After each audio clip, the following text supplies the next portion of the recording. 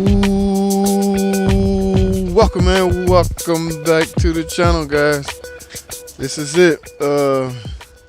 This is a dark start, but I don't have a key, guys, simply because they told me the key is stuck in the ignition, and lo and behold, it is. All right, has to be stuck. It won't come out. Okay, you don't want to pull it out, guys. It's a lock catch mechanism inside this skim module. Will it start? It won't even start. All right, what's wrong? Well, it can't park it. It can't come out. The key won't come out. It was towed in. Now, hey, okay, naturally, guys, look at here. So I'm in reverse according to the shifter. Let me put my foot on the brake. Oh, I can't shift. Let me turn this. Okay, I can shift. Okay, I can move the shifter, but the actual, I feel like the actual shifting is not happening. Now, this got a lock. Y'all see this? You can't do that unless your feet is on the brake. Okay, so it's not the brake interlock. That's called a brake interlock feature. They do not want you being able to put the car in gear unless your foot is on the brake pedal. Makes sense. Safety feature, guys. Safety always should be in mind when you building cars or even owning cars or anything like that. Okay, we got a problem, guys. Of course, naturally, you're not gonna crank if the car or the computer see you in reverse. That is a safety feature. The car makers do not want you cranking the car while you're in gear. Can you imagine what would happen? All right, now if it was a stick manual transmission and I'm in reverse and I'm not on the clutch, if I turn that key to start it, the car will actually move. That is similar to what will happen in an automatic transmission. So that safety feature was put in place. So what we have to do, because we have just learned or figured out or realized that, number one, you can't start a car if it's in reverse or drive. However, you can in neutral or park, but we can't get this to go in either. So because that is so easy, guys, y'all see that? I'm moving that without hardly any resistance. What that tells me is I'm unattached at the transmission, okay? Yes, that makes sense. I have to be. I should not be able to shift this car with this little effort. All right, so I think I'm unattached to the transmission. Now, let's say the transmission is in reverse, okay? Because the Prindle, y'all know what Prindle is? They're basically acronym, P-R-N-D-L, Prindle.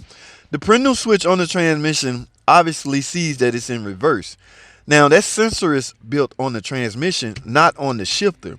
So what you see in here is basically what the transmission is putting out. Basically what the transmission says, this is what gear is in reverse. Forget this, because there's no sensor on the shifter cable. The sensor is actually on the transmission. So obviously the transmission is in reverse.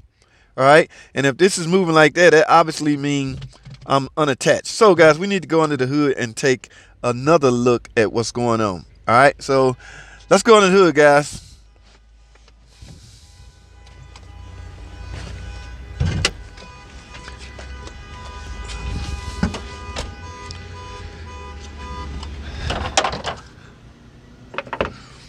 All right, guys, we got a 2-liter VVT engine. All right, where is that shifter? Okay, here's the shifter right here. Let me see if I can get this out. Okay, it's attached. I don't want to break it. All right, guys, we about to go dumpster diving. I'm gonna take y'all down there. I can't see them. See if y'all can see anything. Y'all tell me what y'all see down here. Remember, I can't see. I'm gonna pick up on this cable and see. I'm trying to feel. Ooh, yes, this is off the transmission. Okay, now you see the shifter level, you see it's down 1 notch. The car is in park. So if this cable is up forward past the shifter, yes, it's off for one reason. So the transmission actually is in reverse. Okay, so what we're gonna do to actually get this thing started, I'm gonna pull this up to park. I'm gonna manually put this in park. Y'all saw that? Yes, we are manually parked. Oh, right there, guys. Y'all see that? That bushing is missing. That bushing is damaged. Okay. Yes, that sets on there like that, guys. That's what's going on. The bushing came apart and it won't stay on. So basically they need to either shift the cable or I need to repair this. Alright. So for now I'm gonna leave that on here and go ahead and start the car.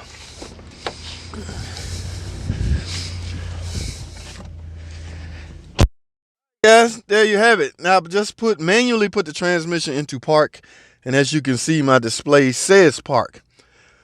So I am in park. This thing should actually start now. Let's see. Ooh, look at that. So guys, what did we just learn? With the car physically, keep in mind, physically in park, you're able to turn the key all the way off and remove it. And you likely should be able to start it. Let's see. There it is. So the car is running. All right, now what we learned from that is, again, you must be in park. All right, so all bets are off if you're physically not in park. Forget this. Don't go by this, guys. I'm talking to the, the newbies. All right. Yes, do not go by this because this will read whatever the transmission is in. Now, I'm gonna tell you the repair that I'm gonna do to this car. Okay. I'll be right back, guys. Stay tuned. All right, guys. I don't know if any of you guys are aware of this, but this is a Dodge Dart. And yes, there is a recall on this. Okay, y'all know recalls are safety issues. All right, so we will have to repair this free of charge, guys, free of charge. But knowing this, I don't want you guys, anybody out there that a Dart owner, you should go in and get this repaired ASAP, guys. From my understanding, they recalling all the Darts. Okay. Yes, that is a defect and it is a safety issue. Remember, guys, recalls are safety issues, and that is safety. Your safety could be at stake if this is not repaired. Okay, who knows when that bushing would give out on you at any given time. So guys, now what they do at the dealership, guys, they simply gonna remove your shifter, the head, like I did. The head was off, and they're gonna install a new bushing. Yes, I have done this repair countless times. What we do is go in and put a new fresh bushing in it. Now, in the event we're out of bushings or we don't have any bushings, you will likely get a complete cable assembly. All right, now that's chance of that happening is slim because they have stocked up on the bushing. Okay, but in the early stages of the recall, we was installing complete cable assembly. All right, and guys, I want to say that's V09, recall V09. I'm gonna put it in the description. I may be saying it wrong, but V34, recall V34 applies to this Dart. But these diagnostics we're speaking about now apply to any car. Okay, if you go to a car and the key stuck in it, it's one of the first things you should do, guys. These modern small compact cars. All car makers, they pretty much the same around this year model. Okay, guys, so I'm not gonna film doing a recall because it's free. In fact, I just had footage running of me doing the repair while I speak about it. All right, so that's all I have, guys. Man, I appreciate you guys watching, guys. More basic videos coming. Okay, guys, you experienced veteran. I apologize. Every now and then I have to upload basic videos that my newcomers can latch on to. Okay. If you enjoyed it, fine. Thumbs up. Give the video a thumbs up, guys. If you have any questions, please already be subscribed and state your question in the comment section. I will try my best to get to it on a daily basis. Okay, guys, that's all I have. Thanks for watching. Comment, subscribe. I'll see y'all on the next video.